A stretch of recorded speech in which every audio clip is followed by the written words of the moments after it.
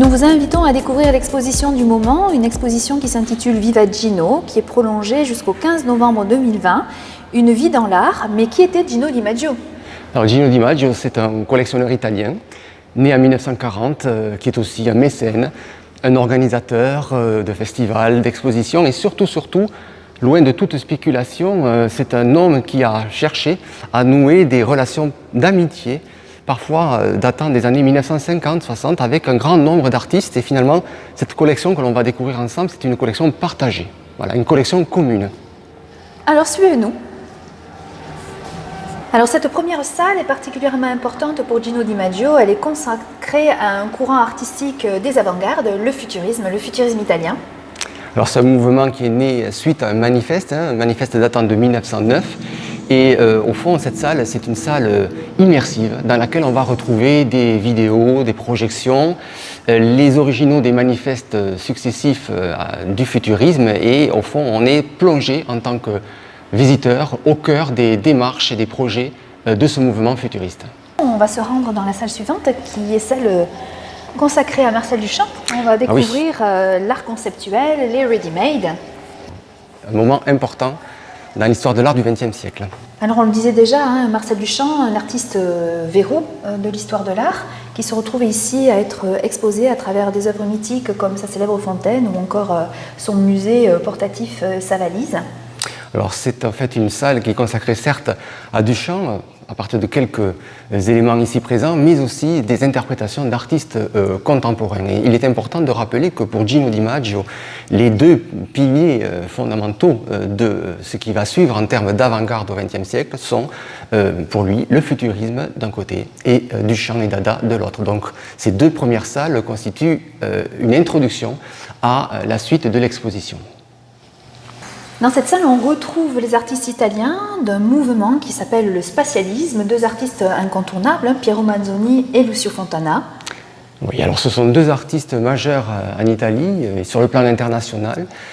Et c'est intéressant d'avoir à la fois des œuvres de ces deux artistes, mais également, par le biais de la photographie, quelques explications sur leur démarche de création. Et puis une œuvre incontournable, on peut voir ce fameux socle magique de Piero Manzoni. Voilà, un socle qui érige tout spectateur devenant tout à la fois acteur de sa propre création à travers une élévation au sens propre comme au sens figuré. Donc chacun pourra devenir le héros d'un jour ou d'un moment. Alors moi je vous propose de suivre le fil, puisque ici, ce fil conducteur en fait, d'une artiste japonaise connue sous le nom de Tanaka nous amène dans la salle du Gutai. Exactement. Alors une salle importante parce qu'elle retrace ces années d'après-guerre au Japon. Alors il y a un groupe, le groupe Gutai, et dans ce groupe il y a une femme, Atsuko Tanaka. Atsuko Tanaka qui a beaucoup travaillé avec la lumière, des peintures comme celle-ci, qui ne sont pas sans rappeler les fils électriques. Et puis puisque nous parlons de fils électriques et de lumière, il y a la tonalité sonore de ce long fil qui serpente à travers plusieurs salles. Ce sont des sonnettes de tonalités différentes qui étaient pour elle l'équivalent de la couleur, des tonalités chromatiques. Je vais l'actionner pour avoir une idée du son. Voilà, donc Ring Bells rejoint finalement les spatialistes italiens puisqu'on va sculpter l'espace avec le son. Exactement. Donc les artistes japonais avec Gutai, c'est vrai qu'ici on est plutôt dans l'univers de la matière, de la peinture, quelque chose qui est de l'ordre de la dynamique et du geste. Et il y a quand même un autre groupe, un peu plus récent en fait, dans la chronologie de l'histoire de l'art, toujours japonais, le groupe Monoa. Voilà. Alors Monoa, c'est un groupe qui suit chronologiquement le groupe Gutai. Monoa, ça signifie l'école des choses. Donc c'est un retour à la matière, un retour aux choses simples, à l'espace, loin de la gestualité, de l'abstraction gestuelle et matérialiste. Et au fond, on retrouve des matériaux souvent naturels et une prise en compte de ce qu'est la relation à l'espace. Donc les sculptures, les objets sont posés de telle sorte qu'il existe des tensions entre le plein et le vide. Et puis ça sent tellement bon dans cette salle, oui, avec le travail du bois qui est ici présent. Alors c'est vrai que l'intérêt de cette exposition, de cette collection de Gino Di Maggio, c'est qu'on se retrouve à découvrir l'art italien majoritairement, un art qu'on n'a pas tellement eu l'habitude de voir exposé ici à Toulouse. Et donc dans l'exposition, on arrive vers une autre salle où les artistes italiens, à la fois abstraits et figuratif se retrouvent confrontés. Oui, alors c'est une salle assez variée dans la proposition des œuvres, puisqu'on y trouve tout à la fois des œuvres figuratives inspirées du pop art, de la figuration narrative, ce qui montre qu'au fond, on a toujours les yeux braqués sur les États-Unis, mais il y a une forme de pop art européen. Et puis il y a des œuvres abstraites, plutôt sérielles, qui là témoignent de préoccupations différentes, un petit peu dans l'esprit du temps où l'on voit le minimal art, mais également de manière contemporaine le pop art.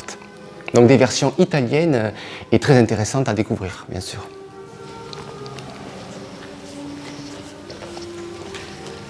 Alors dans le sens de la visite, on va se retrouver ici à confronter les artistes français du nouveau réalisme avec César Ouarman et une fois encore les artistes italiens, ceux qui sont plus pop.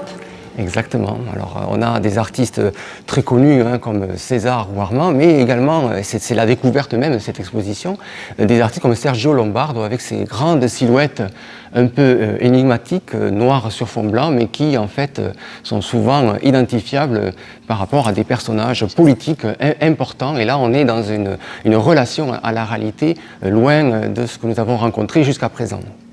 Donc on a balayé quand même une grande partie de l'histoire de l'art contemporaine. Et pour conclure la visite, la nef quand même là mérite notre attention. On va suivre l'énergie et le flux de Fluxus notamment. Exactement. Et de son goût pour les performances. Et du coup ici les pianos. Bien sûr. Alors ces pianos, ils ont une histoire.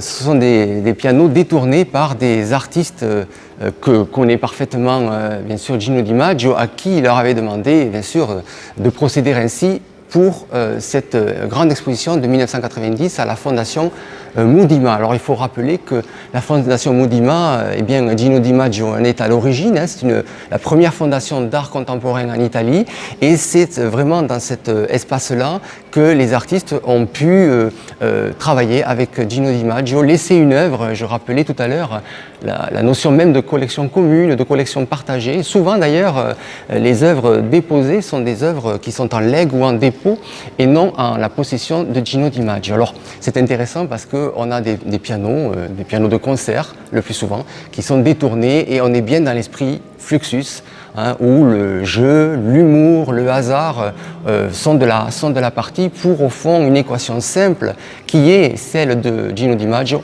l'art et la vie, c'est la même chose, viva Gino, une vie dans l'art, et bien l'art et la vie pour Gino ça a été exactement la même chose et peut-être d'ailleurs... Que le mot de la fin, on peut le laisser à Ben, avec cette phrase inscrite au niveau de la mezzanine pour une autre façon de vivre, parce qu'il ne faut pas oublier que pour Gino Di Maggio, l'art est vivant, et il est le témoignage à travers ses œuvres de toutes ses rencontres et de cette vie qu'il a menée.